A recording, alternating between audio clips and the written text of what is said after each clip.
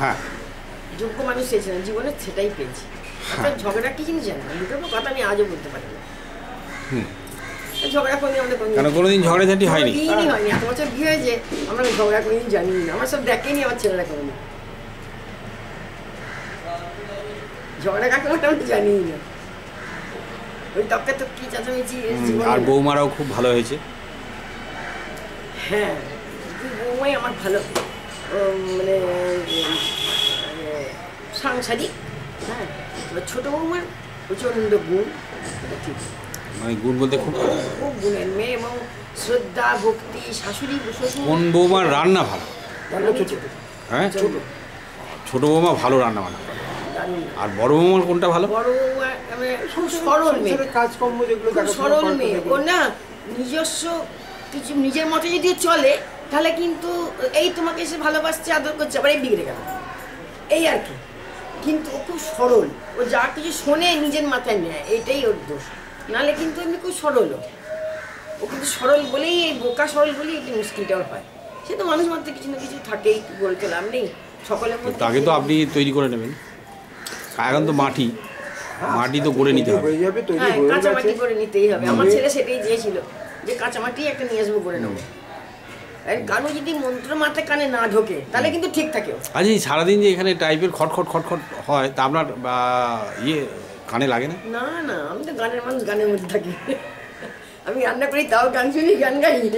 আচ্ছা, দাদার যে ওই যে গান লেখা, হ্যাঁ, যা লেখে সঙ্গে সঙ্গে আপনি কি মানে উৎসাহিত করেন যে ওগুলো শুনে তাহলে গান আসবে কোথায়? হ্যাঁ, দুজনের মধ্যে উৎসাহিত করা এবং তাই না, আমি একটা গান যখনই লিখি তখনই এসে আগে শোনায় যে কেমন হয়েছে বলো, তোমার ওপিনিয়নের উপরে কোনো ওয়ার্ড চেঞ্জ করার আছে, এখানে শুনতে ভালো লাগছে, এগুলো কিন্তু আমাদের ডিসকাশন। ফার্স্ট আজ থেকে নয়, যবে থেকে আমি লিখছি তবে থেকে। আজকে ধরো সেই 60 সাল থেকে লিখছি, আজকে কত বছর লিখছি, এত বছর। এতগুলো গান তো তৈরি হয় না, 365খানা গান, not a matter of joke. বটে। এগুলো আপনার কি যেন গিয়েছিল? হ্যাঁ, ননীবাবু গিয়েছে, মনে আছে তো? ননী ভট্টাচার্য গাইছে, হ্যাঁ, অনেকেই গিয়েছে। এখন তো গোবিন্দ সরকার বলে একজন আছে, হাওড়াতে বাড়ি। ও এখন আমার বিভিন্ন মঠ ইয়েতে, বিভিন্ন আশ্রমেতে ও আমার ভক্তিগুলো গাইছে, ভালো অ্যাপ্লড ঠাকুরের ওপরে এই সব কিছু।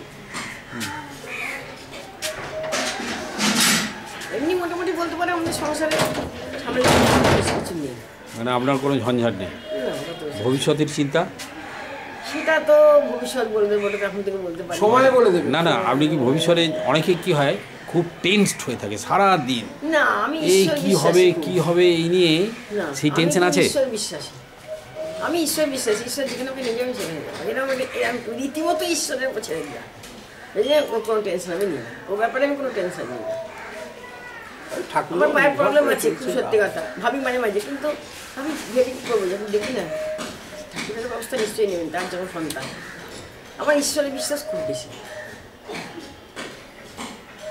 আজকে দিনটা বেশ প্রোগ্রাম করা ছিল, এইটুকুনি যে কাটলো, কেমন কাটলো?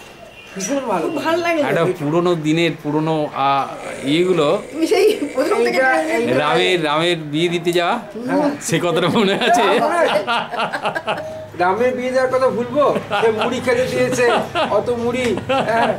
তারপর তোমার রামের বৌদির সঙ্গে পেছনে গোয়াল ঘরে গিয়ে কথা বলা হলো, ওসব বলিনি, এখনো মনে হয় সব কথা ভুলে। রামের বিয়ে সারাদিন উপোস করে আমরা বললাম গিয়ে বাবা মা রামের, ও বলবো না। ও, রামের ছেলে মেয়ে বড় হয়ে গেছে, মেয়ে পড়ছে, ছেলে বোধহয় কি পড়ছে যেন, এরকম পড়ছে, ল পড়ার কথা চলছিল। তাহলে আজকের মতো এই শেষ হলো, আজকের মতো এখানেই শেষ হলো। আবার একদিন তুমি সময় করে এসো, যাই হোক, ঠিক আছে। হ্যাঁ, যদি সময় করে আমাকে জানাবে। আর সেই দিন কিন্তু তুমি আর ওই বাড়িতে খাবে না, না, গেস্ট হয়ে। না, ঠিক আছে, ঠিক আছে।